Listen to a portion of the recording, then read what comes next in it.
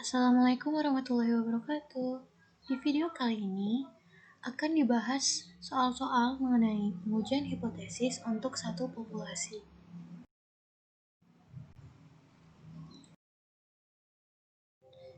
Yuk kita mulai bahas soalnya. Soal yang pertama, sebuah lembaga penelitian melakukan survei untuk menentukan berapa rata-rata uang yang dibelanjakan oleh seorang perokok untuk membeli rokok dalam 1 minggu. Sampel yang terdiri dari 49 perokok menunjukkan bahwa rata-rata uang yang dibelanjakan oleh seorang perokok untuk membeli rokok dalam 1 minggu adalah $20 dengan simpangan baku $5. Pada taraf nyata 1%, dapatkah kita menyimpulkan bahwa rata-rata populasinya lebih dari $18? Penyelesaiannya, soal tersebut merupakan pengujian hipotesis bagi mu dengan kasus simpangan baku populasi tidak diketahui, namun ukuran sampel besar. Dengan peubah acak X, yaitu X, jumlah uang yang dibelanjakan oleh seorang perokok untuk membeli rokok dalam 1 minggu. Dan dari soal ini diketahui bahwa N itu sama dengan 49, X bar sama dengan 20, dan S itu sama dengan 5, dengan N itu banyaknya sampel, X bar itu rata-rata, dan S itu adalah simpangan baku. Lanjut ke langkah pengujian hipotesisnya. Untuk langkah yang pertama yaitu perumusan hipotesis.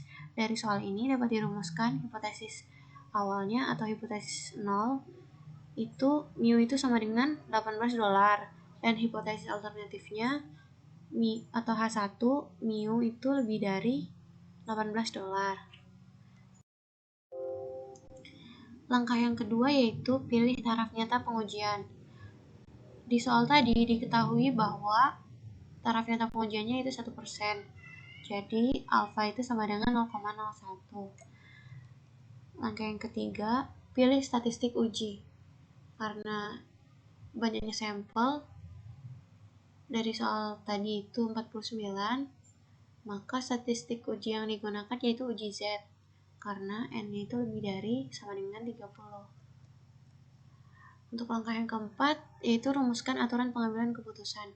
Daerah kritis atau daerah penolakan H0. Karena kita menggunakan uji satu sisi, maka aturan pengambilan keputusannya itu tolak H0 jika Z hitung itu lebih dari Z alpha.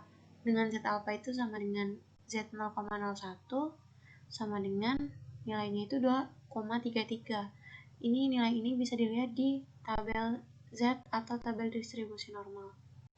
Untuk link download tabel distribusinya bisa dilihat di kolom description box di bawah.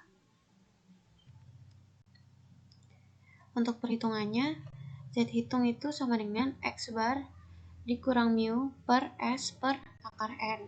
Dengan X bar tadi 20, mu-nya 18 per S-nya itu 5, dan akar N itu akar 49. Sama dengan 2 per 0,7143, hasilnya 2,799. Langkah yang kelima yaitu tentukan kesimpulan.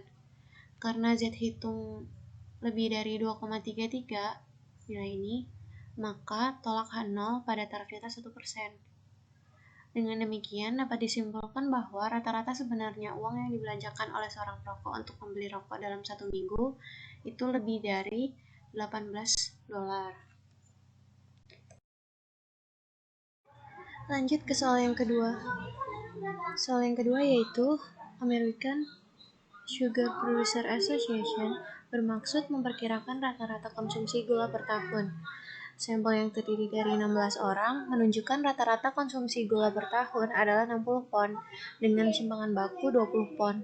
Pada taraf nyata 5%, dapatkah kita menyimpulkan bahwa rata-rata populasinya tidak sama dengan 70 pon?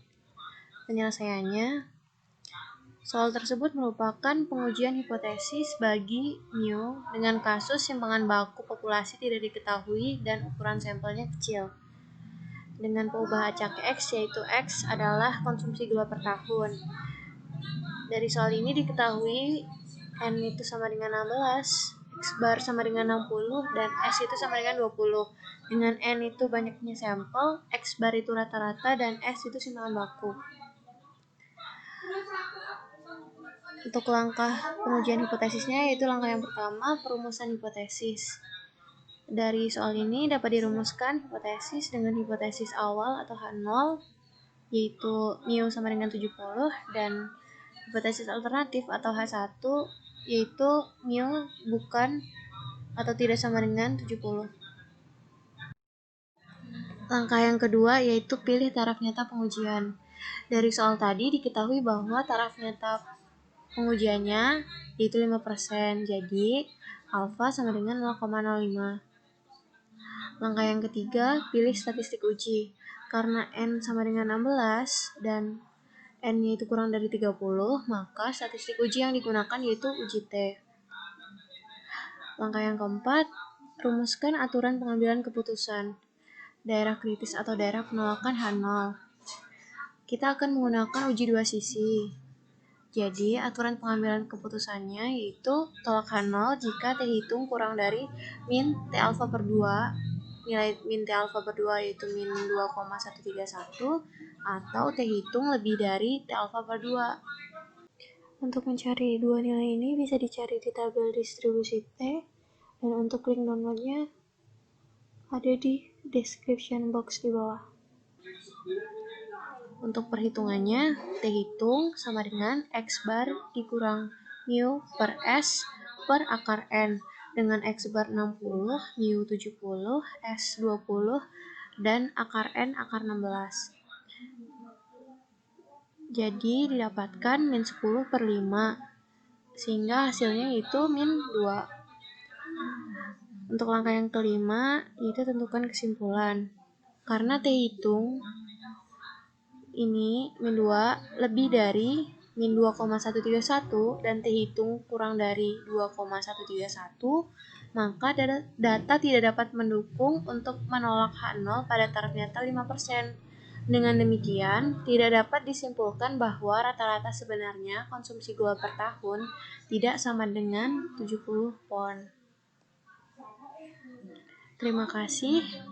Mohon maaf bila ada salah-salah kata. Saya akhiri. Wassalamualaikum warahmatullahi wabarakatuh.